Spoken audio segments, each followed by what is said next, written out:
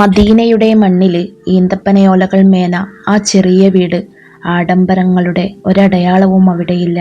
പക്ഷേ ആ വീടിനുള്ളിൽ ലോകം കണ്ട ഏറ്റവും വലിയ പ്രകാശമുണ്ടായിരുന്നു. അള്ളാഹുവിൻ്റെ റസൂൽ സല്ലല്ലാഹു അലൈഹി വസല്ലമ തങ്ങളുടെ കരളിൻ്റെ കഷ്ണമായ ഫാത്തിമ ബീവി റളിയല്ലാഹു അൻഹ. ആദരവിൻ്റെയും ലളിത ജീവിതത്തിൻ്റെയും ഉദാത്തമായ മാതൃകയായ മഹദി തൻ്റെ റമളാൻ ദിനങ്ങളെ എങ്ങനെയാണ് സ്വീകരിച്ചിരുന്നത് എന്ന് ചിന്തിക്കുമ്പോൾ ഏതൊരു വിശ്വാസിയുടെയും കണ്ണുകൾ ഈറനണിയും. റമളാനിലെ ചുട്ടുപൊള്ളുന്ന ഒരു പകൽ. മഹദിയുടെ വീട്ടിൽ അന്ന് അടുപ്പിൽ തീ പുകഞ്ഞിട്ടില്ല.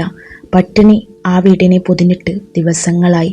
വിശപ്പിൻ്റെ കാഠിന്യത്താൽ പ്രിയപുത്രന്മാരായ ഹസനും ഹുസൈനും വാടിത്തളർന്നിരിക്കുന്നു. ഒരു ഉമ്മ എന്ന നിലയിൽ മഹദിയുടെ ഉള്ളം വിങ്ങുന്നുണ്ടായിരുന്നു. മഹദി തൻ്റെ മക്കളെ ചേർത്തു പിടിച്ച് പതുക്കെ മന്ത്രിച്ചു, മക്കളെ, അള്ളാഹു നമുക്ക് നൽകിയ പരീക്ഷണമാണിത്. ഈ വിശപ്പിലും അവൻ നമ്മെ നോക്കുന്നുണ്ട്.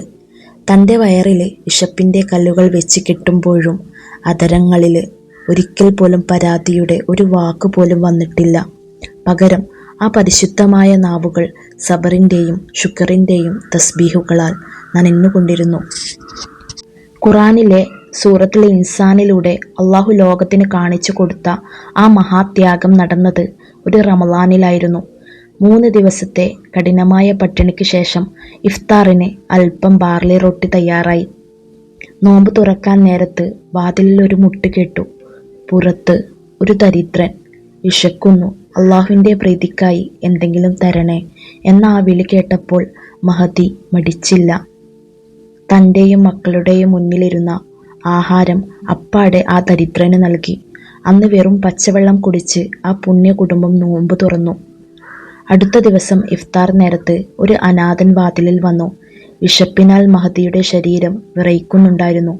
എന്നിട്ടും സ്വന്തം മക്കളുടെ വിശപ്പിനേക്കാൾ ആ അനാഥൻ്റെ കണ്ണീരിന് മഹദി വില നൽകി. 2ാം ദിവസവും അവർ പട്ടിണി കിടന്നു. ശാരീരികമായി അങ്ങേയറ്റം തളർന്ന 3ാം ദിവസം. ഇത്തവണ വന്നത് ഒരു യുദ്ധ തടവുകാരനായിരുന്നു. തളർച്ചയാൽ കണ്ണുകൾ കുഴിഞ്ഞുപോയ ആ ഉമ്മ തൻ്റെ വിഹിതം സന്തോഷത്തോടെ ആ തടവുകാരന് നീട്ടി. തുടർച്ചയായ 3 ദിവസങ്ങൾ വെറും വെള്ളം മാത്രം കുടിച്ച് നോമ്പെടുത്ത ആ ത്യാഗം കണ്ട് ആകാശം പോലും വിറച്ചു പോയിട്ടുണ്ടാകാം. അപ്പോഴാണ് അള്ളാഹു ആ കുടുംബത്തെ പുകഴ്ത്തിക്കൊണ്ട് ഖുർആൻ വചനങ്ങൾ ഇറക്കിയത്. അവർ അള്ളാഹുവിനോടുള്ള സ്നേഹത്താൽ ദരിദ്രർക്കും അനാഥർക്കും തടവുകാർക്കും ഭക്ഷണം നൽകുന്നു. സൂറത്ത് അൽ ഇൻസാൻ.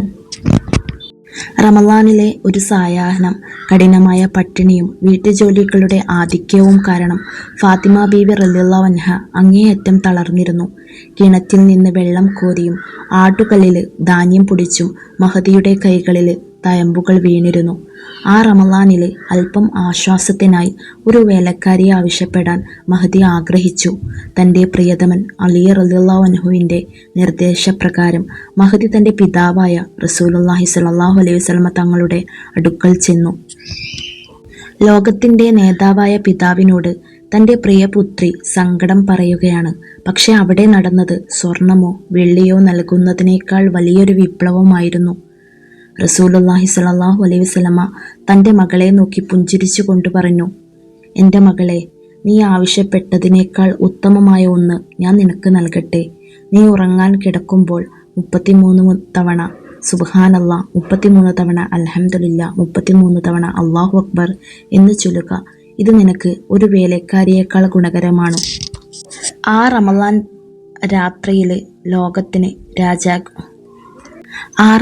രാത്രിയിൽ ലോകത്തിൻ്റെ രാജകുമാരിയായ മഹദിക്ക് ലഭിച്ച സമ്മാനം ഭൗതികമായ സുഖങ്ങളായിരുന്നില്ല, മറിച്ച് അള്ളാഹുവിനെ സ്മരിക്കാനുള്ള തസ്ബീഹുകളായിരുന്നു. കണ്ണു നിറഞ്ഞുകൊണ്ട് മഹദി അത് സ്വീകരിച്ചു. അടുത്ത ദിവസം നോമ്പ് തുറക്കാനൊന്നുമില്ലാതെ ഇരിക്കുമ്പോൾ മഹദി ഈ തസ്ബീഹുകൾ ഉരുവിടുകയായിരുന്നു. വിശപ്പിനാൽ ശരീരം വിറയ്ക്കുന്നുണ്ടെങ്കിലും നാവുകൾ അള്ളാഹുവിനെ സ്തുതിക്കുന്നതിൽ ആനന്ദം കണ്ടെത്തി. അലി റളിയല്ലാഹു അൻഹ ചോദിച്ചു, ഫാത്തിമ, എനിക്ക് പ്രയാസമില്ലേ? മഹദി മറുപടി നൽകി, എൻ്റെ ഉപ്പ എനിക്ക് നൽകിയ ഈ ദിക്റുകൾ എൻ്റെ വിശപ്പിനേക്കാളും തളർച്ചയേക്കാളും എനിക്ക് ശക്തി നൽകുന്നു. അള്ളാഹുവിൻ്റെ തൃപ്തിയേക്കാൾ വലുതായി എനിക്കൊന്നുമില്ല.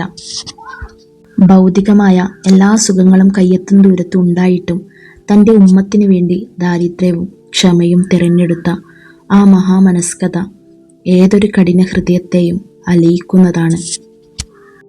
റമളാൻ രാത്രികളിൽ എല്ലാവരും ഉറങ്ങുമ്പോൾ മഹദി തൻ്റെ മുസല്ലയിൽ ദീർഘനേരം സുജൂദിലായിരുന്നു. ഒരിക്കൽ മഹദിയുടെ തേങ്ങൽ കേട്ട് അലി റളിയല്ലാഹു അൻഹു അടുത്തു ചെന്നു. മഹദി പ്രാർത്ഥിക്കുകയായിരുന്നു, യാ റബ്ബ്, എൻ്റെ ഉപ്പയുടെ ഉമ്മത്തിനെ നീ കാക്കണേ, പാപികളായ ആ മനുഷ്യർക്ക് നീ പുറത്തു നൽകണേ, അവരെ നരകത്തിൽ നിന്ന് രക്ഷിക്കണേ.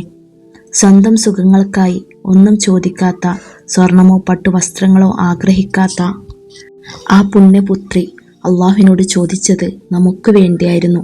തിരുനബി സല്ലല്ലാഹു അലൈഹി വസല്ലമ തങ്ങളുടെ മകളായിട്ടും സ്വർഗത്തിലെ സ്ത്രീകളുടെ നേതാവായിട്ടും ആ കൈകൾ ജോലി ചെയ്ത് തയമ്പിച്ചിരുന്നു.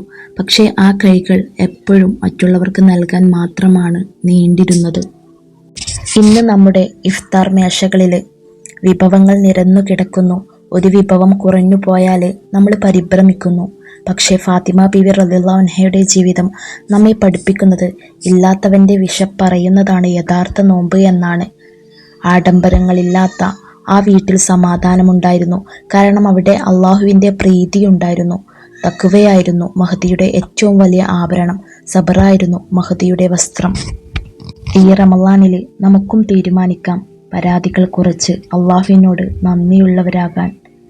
നമ്മുടെ ഇഫ്താറിൽ നിന്ന് അല്പമെങ്കിലും ഇല്ലാത്തവർക്കായി മാറ്റിവെക്കാം.